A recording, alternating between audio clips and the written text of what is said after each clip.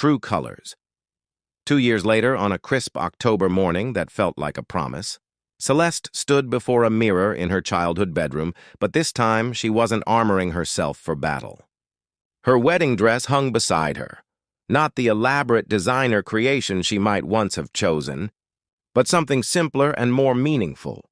A vintage ivory silk that had belonged to her grandmother, altered to fit her frame and updated with delicate embroidery she'd sewn herself during quiet evenings at the bookstore. Her father sat in the chair by the window, watching her with eyes that were sometimes clear and sometimes cloudy, but always kind. The dementia had progressed as predicted, stealing pieces of his memory like a careful thief, but today was one of his good days. He recognized her, remembered she was getting married, and had insisted on helping her get ready. "You look beautiful, Mika," he said, using the childhood nickname that could still make her feel like the little girl who used to sketch dress designs in the margins of her homework. "Thank you, Papa." She knelt beside his chair, careful not to wrinkle her dress. "Do you remember Damon?"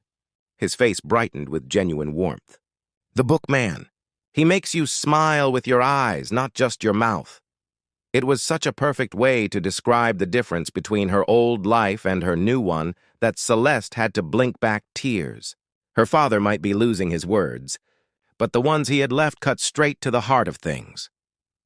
The wedding was small, just family and close friends gathered in the bookstore that had become the sacred space where they'd discovered each other. Celeste had insisted on having it there rather than some grand venue, and Damon had agreed with the kind of instant understanding that still surprised her after 2 years together. They'd moved the bookshelves to create an aisle, strung fairy lights between the stacks, and filled mason jars with wildflowers from the farmer's market. Their friends were an eclectic mix, her few remaining contacts from the fashion world who'd stayed loyal during her transition, Damon's literary crowd, neighbors from the district who'd become extended family, and the regular customers who'd watched their relationship develop through shared glances and comfortable silences. It wasn't the guest list she might have assembled in her previous life, but it was real in a way that mattered more than prestige. As the simple ceremony began, Celeste walked down the improvised aisle without fanfare, her hand tucked into her father's arm. She'd chosen not to wear a veil. She was done hiding behind beautiful things.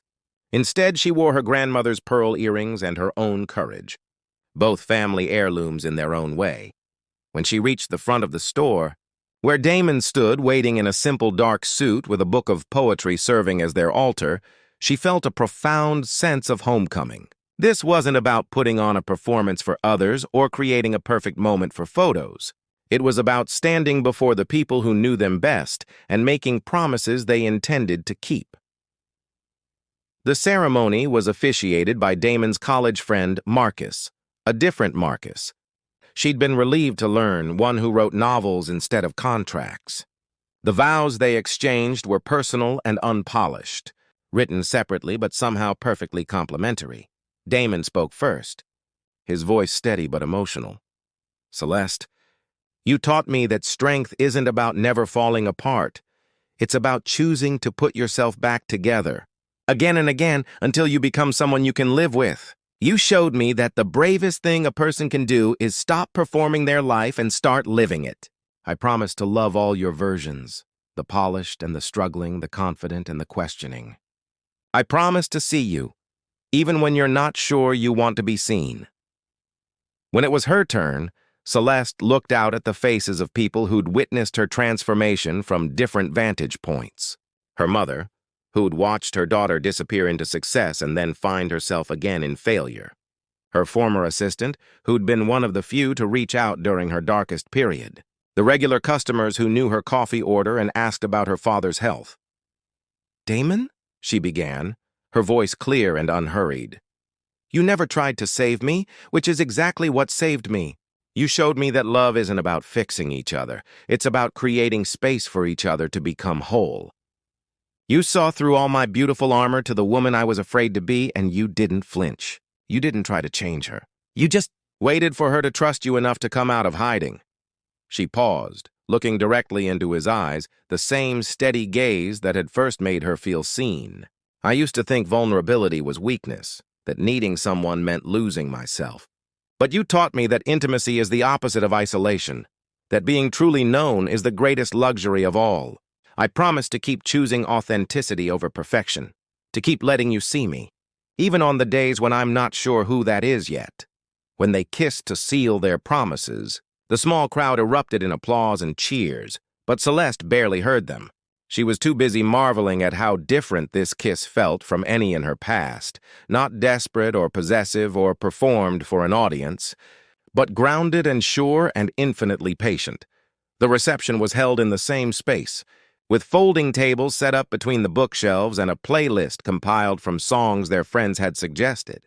Instead of a traditional wedding cake, they served an assortment of desserts from the local bakery, each one chosen because it had significance in their relationship. The lemon bars from their first coffee date, the chocolate croissants they shared on Sunday mornings, the strawberry tart that reminded Celeste of her grandmother. As the evening wound down and guests began to leave, Celeste found herself sitting in the poetry section where she'd first broken down 2 years earlier, still in her wedding dress but with her shoes kicked off and her hair coming loose from its careful arrangement. Damon sat beside her, his tie undone and his jacket draped over a nearby chair. "No regrets?" he asked. Not about the wedding, but about the life they'd chosen. Quiet, authentic, measured in moments rather than achievements. Celeste looked around at the bookstore that had become their sanctuary, at the scattered evidence of a celebration that prioritized meaning over spectacle, at her husband whose greatest gift was seeing her clearly without trying to change what he saw. "None," she said, meaning it completely. "For the first time in my life, I'm exactly where I belong." Outside, the city hummed with its usual energy, people chasing dreams and building empires and performing elaborate versions of success. But inside the bookstore, surrounded by stories of every kind of human experience, Celeste and Damon had found something rarer and more valuable than any achievement. They had found each other, and in doing so, they had found themselves.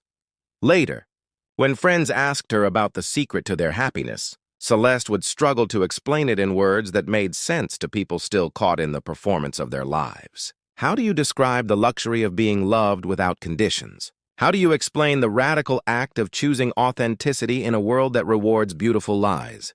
In the end, she would usually just smile and say what Damon had written in his wedding vows. The bravest thing you can do is stop performing your life and start living it.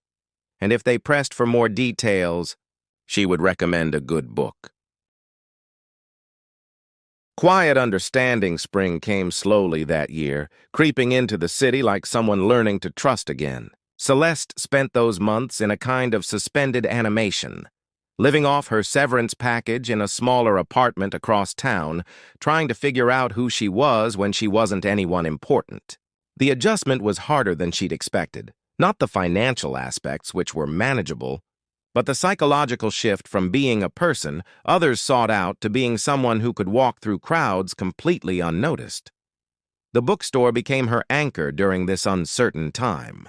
Damon never asked probing questions about her plans or offered unsolicited advice about her future. Instead, he simply made space for her to exist without expectations. She started arriving earlier in the day when the morning light was soft and the regular customers hadn't yet appeared.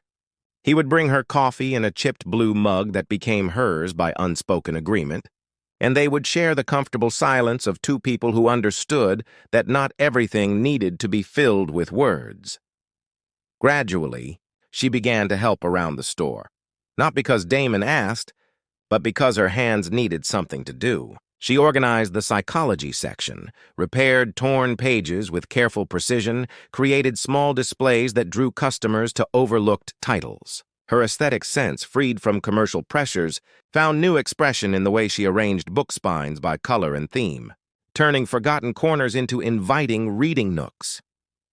"You have a gift for making spaces feel welcoming," Damon observed one Tuesday afternoon, watching her arrange a display of poetry collections near the front window. Celeste paused, holding a slim volume of Pablo Neruda. "I used to think my gift was making things beautiful. But beautiful and welcoming aren't the same thing, are they?" "No," he agreed. Beautiful can keep people at a distance. Welcoming invites them in. It was conversations like these, small, profound, unhurried, that began to heal something in Celeste she hadn't realized was broken. With Damon, she could think out loud without fear of being quoted or judged. She could contradict herself, change her mind, admit ignorance about things she was supposed to be expert in. He listened to her the way people listen to music, not waiting for the end, but appreciating each note as it came. Their relationship deepened through shared rituals that developed organically. Wednesday evening walks through the neighborhood, when they would discuss books they'd read or observe the small dramas of urban life unfolding around them. Saturday morning coffee at the diner down the street, where Damon knew everyone's order and Celeste learned to find comfort in being part of a community rather than above it. Sunday afternoons in his small apartment above the bookstore, reading in companionable silence while rain drummed against the windows. Celeste began to understand that intimacy wasn't about grand gestures or passionate declarations. It was about being seen and accepted in your most ordinary moments. The way Damon handed her sections of the newspaper without being asked. How he kept her favorite tea stocked even though he preferred coffee. The careful attention he paid to her moods without trying to fix them. He loved her not in spite of her sadness or because of her success, but simply because she existed in his world, making it warmer and more interesting. The transformation wasn't dramatic. There were no sudden revelations or Hollywood-worthy breakthroughs. Instead, it was like watching a plant grow, so gradual you might miss it if you weren't paying attention. Celeste's shoulders relaxed incrementally. Her laugh became more frequent and less calculated.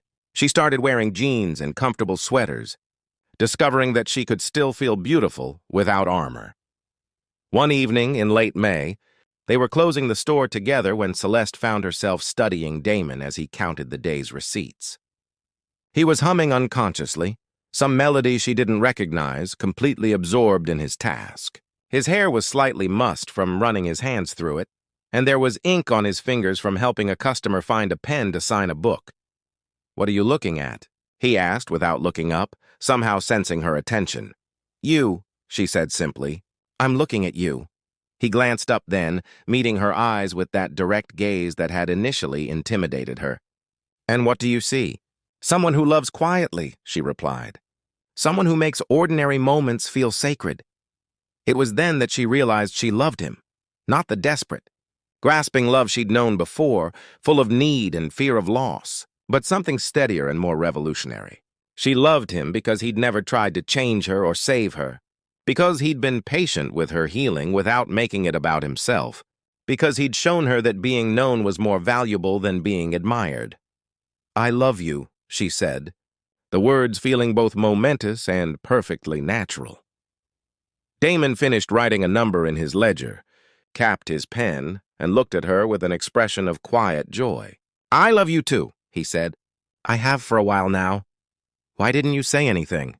"Because you needed to find your own voice first," he replied, "and because some things are worth waiting for." That night, for the first time in months, Celeste didn't go home to her apartment. She stayed in Damon's small space above the bookstore, surrounded by towers of books and the scent of old paper and new possibilities. They made love with the same quiet intensity that characterized everything else between them, tender, unhurried, more about connection than conquest. Afterward, she lay in his arms, listening to his heartbeat and the distant sounds of the city, feeling more at home than she ever had in her designer penthouse. "I'm scared," she whispered into the darkness. "Of what?" "Of being happy, of trusting this, of losing myself again, but in a different way." Damon's arms tightened around her slightly. "What if instead of losing yourself, you just keep finding new parts of who you are?"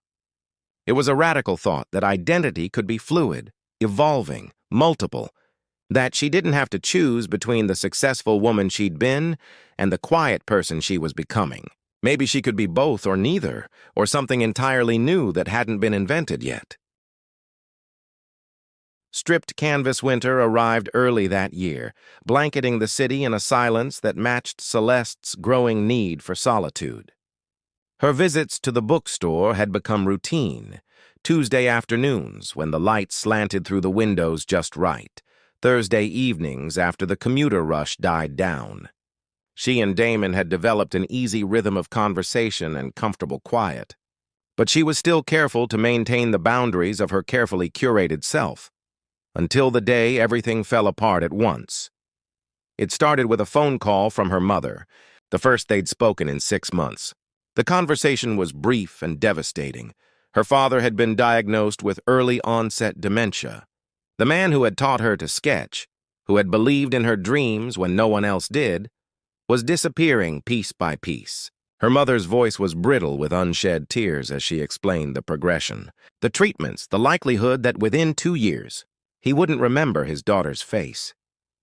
Celeste hung up the phone sitting in her office, surrounded by fabric swatches and mood boards for a collection she suddenly couldn't care about. The walls felt like they were closing in, decorated as they were with magazine covers featuring her face, awards she'd won, photos of herself with celebrities and industry leaders. All of it felt meaningless in the face of losing the one person who had loved her before she became someone worth loving. The second blow came an hour later when her business partner, Marcus, walked into her office with a folder full of papers and the expression she'd never seen before: cold. Calculated, apologetic in the way people are when they're about to destroy your life for their own benefit. "The board met this morning," he said without preamble, settling into the chair across from her desk like he was delivering a weather report. "We've decided to buy out your shares." The words didn't make sense at first. She had founded this company, had bled her creativity into every design, every decision. "What are you talking about?" Marcus opened the folder, revealing contracts and legal documents she couldn't focus on. "Your designs have been struggling. The last 3 collections underperformed. The board feels a change in creative direction is necessary." "The board?" Celeste's voice was barely above a whisper. "Marcus, I am this company." "You were," he corrected. Not unkindly, but with the kind of finality that shatters worlds. "But things change. Markets evolve. We need fresh vision. Someone who can connect with younger consumers, create designs with more emotional authenticity." The irony wasn't lost on her. She was being fired for lacking the very thing she'd been trying so desperately to find. Her life's work was being deemed emotionally inauthentic by a man who'd never created anything more personal than a profit margin.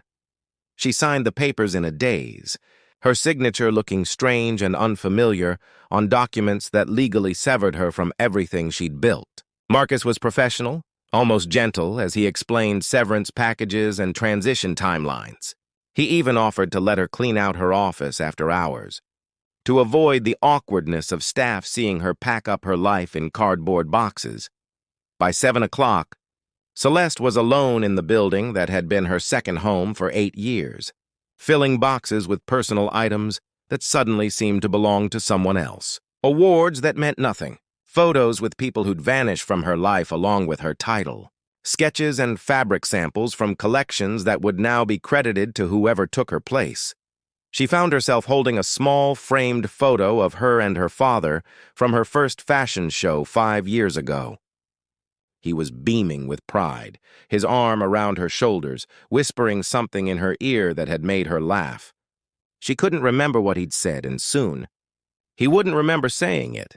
That's when the tears finally came, not the elegant, contained crying of someone who still had dignity to maintain, but ugly, body-shaking sobs that seemed to come from somewhere deeper than grief. She cried for her father's fading memory, for the company she'd lost, for the woman she'd never allowed herself to be. She cried until her carefully applied makeup ran down her face in dark rivulets, until her silk blouse was wrinkled beyond repair, until she felt hollow and raw and more real than she had in years. She didn't plan to go to the bookstore. Her feet simply carried her there, muscle memory guiding her through streets she'd walked in another life when she'd still been someone who mattered. The lights were on despite the late hour, and through the window she could see Damon reading in his usual spot behind the counter. She pushed open the door, forgetting that she looked like a storm survivor.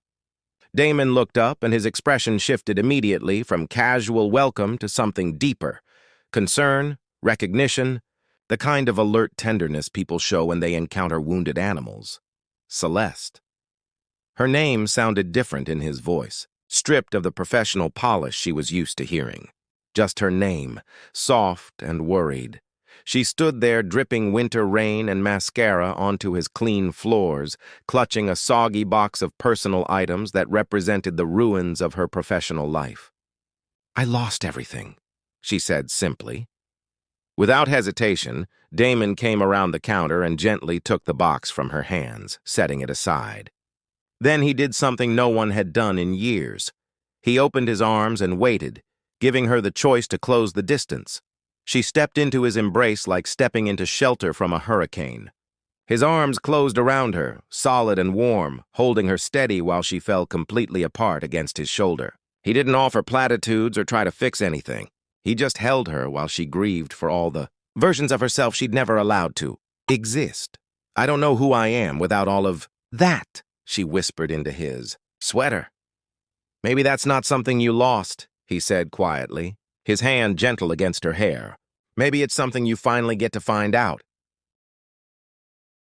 Unraveling. The question hung in the air between them like a bridge neither was sure they should cross. Celeste's carefully constructed composure wavered for just a moment, long enough for Damon to see the answer in her eyes before she looked away. "Both, I think," she whispered, surprising herself with the honesty. That conversation lasted only 5 minutes, but it cracked something open in Celeste that she'd spent years sealing shut. She left with a copy of The Art of Being Alone tucked under her arm, but more importantly, she left with the memory of someone who'd asked the right question without demanding an explanation. Over the following weeks, her visits to the bookstore became less about hiding and more about seeking.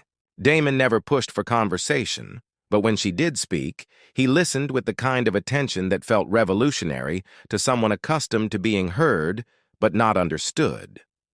He recommended books not based on bestseller lists, but on the particular sadness he glimpsed in her careful questions. When she mentioned struggling with sleep, he suggested poetry collections. When she asked about handling pressure, he guided her toward memoirs of people who'd rebuilt their lives from scratch. Meanwhile, Celeste's professional world was becoming increasingly demanding. Her spring collection was behind schedule. Her business partner was pushing for expansion into markets she wasn't ready for, and the fashion press was speculating about her personal life with the kind of invasive curiosity that made her skin crawl. Every morning, she armored herself more carefully, smiled more brightly, spoke more confidently. Every evening, she unraveled a little more. The breaking point came on a Thursday in November. A major client had rejected her entire proposal, calling her designs predictable and lacking authentic emotion. The words stung not because they were cruel, but because they were true. Somewhere in her climb to success, she'd learned to create beautiful things that revealed nothing about herself. Her designs were technically perfect and completely hollow, much like the woman who made them. That night, instead of going home to her empty penthouse, she found herself walking the streets until she ended up outside Damon's bookstore. The lights were still on, casting warm rectangles onto the sidewalk. Through the window, she could see him sitting at the counter, reading. Not working on inventory or balancing books, just reading, like it was the most natural thing in the world.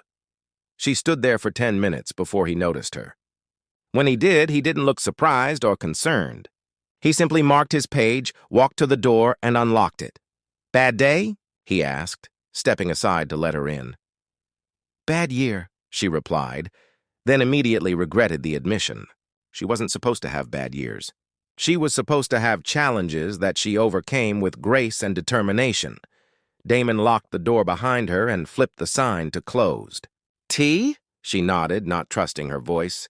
While he disappeared into the back room, she wandered the empty store, running her fingers along book spines like worry beads. The silence wasn't oppressive here like it was in her apartment. It felt full of possibilities, like pages waiting to be turned. When he returned with 2 steaming mugs, she was sitting on the floor in the poetry section. Her designer heels kicked off beside her. "I built something I don't recognize anymore," she said without preamble. "My company, my reputation, myself. I look in the mirror and I see this successful woman, but I don't know who she is." Damon settled onto the floor across from her, close enough that she could smell the bergamot in his tea, far enough that she didn't feel crowded. When did you stop recognizing her? The question made her chest tight. I think I never knew her to begin with. I was so busy becoming what I thought success looked like that I forgot to figure out who I actually was. They sat in comfortable silence for a while. The only sounds, the distant hum of traffic and the occasional turn of a page as Damon absently flipped through a book of Mary Oliver poems. Celeste found herself studying his hands, ink-stained fingers, short nails, a small scar across his left knuckle. They were the hands of someone who worked with his heart, not just his ambition. I don't know how to not be perfect, she admitted. People expect it from me now. My employees, my clients, the press. If I show any weakness, any uncertainty, the whole thing falls apart? Damon suggested gently. Exactly. She wrapped her hands around the warm mug, letting the heat seep into her palms. But I'm already falling apart. I'm just doing it in private. For the first time since she'd known him, Damon reached out and touched her, just his fingertips against her wrist, brief but grounding. Maybe falling apart isn't the worst thing that could happen, he said. Maybe it's the only way to find out what's actually holding you together. Celeste looked at him then, really looked, and saw something she'd forgotten existed. Kindness without agenda. He wasn't offering to fix her or use her vulnerability against her later. He was simply present, offering the radical gift of accepting her exactly as she was in that moment, successful and lost, beautiful and breaking, perfect, and completely human. When she finally left that night, walking home in her stocking feet with her heels dangling from her fingers, she felt lighter than she had in years. Not because her problems had disappeared, but because for the first time in longer than she could remember, someone had seen her without her armor and hadn't looked away. Golden Thread Celeste Rivera had mastered the art of being untouchable. Every morning she stepped into her penthouse closet like a warrior donning armor, silk blouses in jewel tones, tailored blazers that cut perfect lines, heels that announced her presence 3 steps before she entered a room.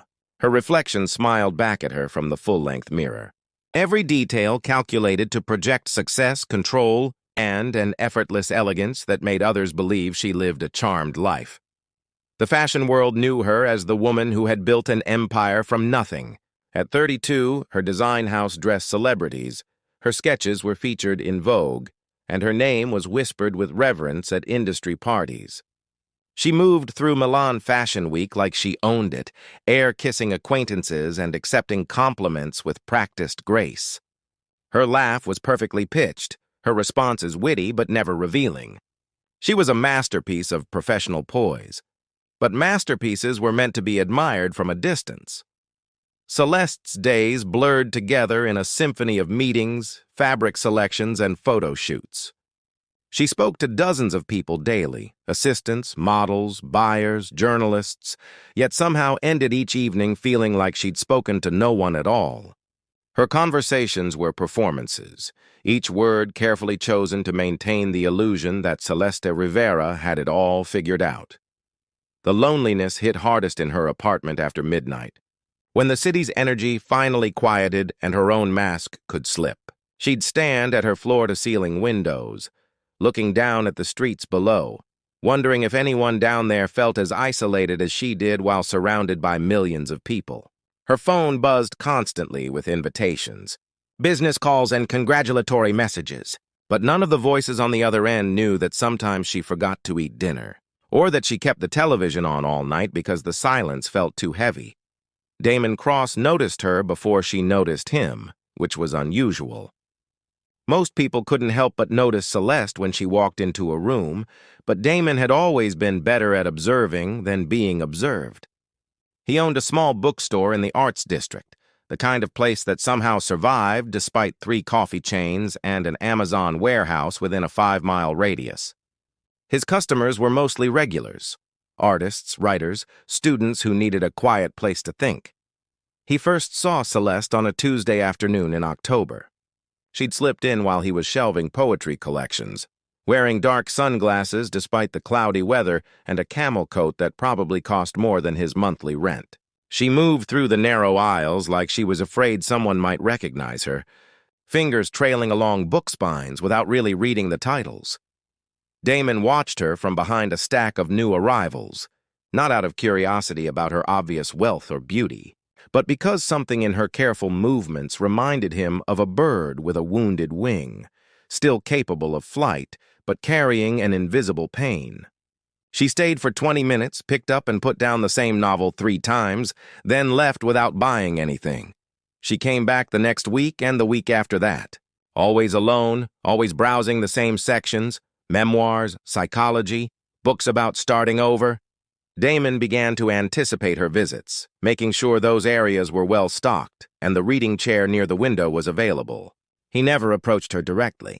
Instead, he left small kindnesses in her path. A bookmark placed in a book he thought she might like, fresh flowers on the table near her favorite browsing spot. The jazz music turned down a little lower when she seemed particularly fragile.